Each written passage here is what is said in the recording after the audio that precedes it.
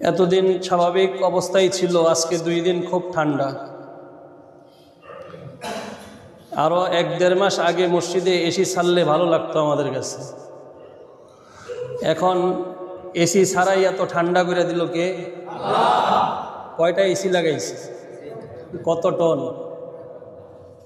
বিদ্যুৎ কেমন খরচ হইতেছে? মুহূর্তের মধ্যে সব কিছু ঠান্ডা করিয়া দিছে।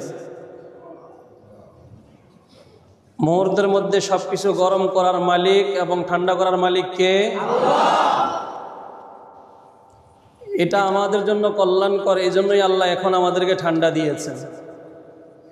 আল্লাহ তাআলা বান্দার জন্য যখন যেটা মঙ্গল, যখন যেটা কল্যাণ, আল্লাহ তাআলা তখন সেটাই করেন। শীতকাল আসছে, ঠান্ডা লাগে না, ঠান্ডা লাগে না, এমন একটা অবস্থা। মসজিদেও অনেকে পাখা ছাড়ে। আবার যাদের একটু বয়স হয়েছে, রক্ত একটু ঠান্ডা, এদের কাছে এটা বিরক্তকরও মনে হয়।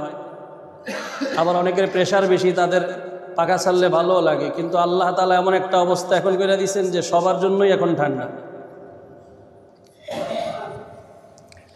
কোনো এসিরও প্রয়োজন হয় নাই, কোনো বিদ্যুৎ খরচেরও প্রয়োজন হয় নাই, সব কিছু আল্লাহ তাআলা ঠান্ডা করিয়া দিচ্ছেন। আবার দেখবেন এই সময় আমাদের মসজিদে গিজার লাগানো হয়েছে পানি গরমের জন্য। অনেকে বাসা বাড়িতে হিটারও কিনছে যাতে করে গরম হয়, গরম থাকে। কিন্তু 1 মাস পরে দেখা যাবে আবার ওই গিজার খুলে ফেলবে, আবার বাসায় যেখানে হিটার লাগানো হয়েছে ওখানে আবার এসি লাগানো হইবে ঠান্ডা করার জন্য। আমাদের অনেক পদ্ধতি গ্রহণ করা লাগে, কিন্তু আল্লাহ তাআলার কোনো পদ্ধতি গ্রহণের প্রয়োজন নাই। আল্লাহ শুধু বলবেন, ইন্নামা আমরুহু ইযা আরাদা শাইআন আইয়াকুলা লাহু কুন ফায়াকুন।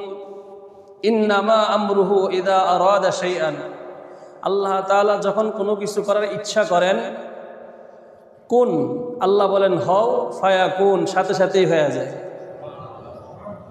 অতএব আমি আর আপনি ছাড়া আল্লাহ তাআলার আরো বান্দা আছে না নাই?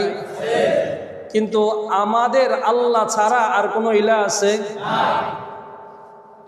কথা বুঝছেন? কিন্তু আমাকে আল্লাহ তাআলার গোলাম ছাড়া আরো কোটি কোটি আল্লাহর গোলাম আছে না নাই? কিন্তু আমার জন্য আল্লাহ ইলাহ ছাড়া দ্বিতীয় কোনো ইলাহ আছে?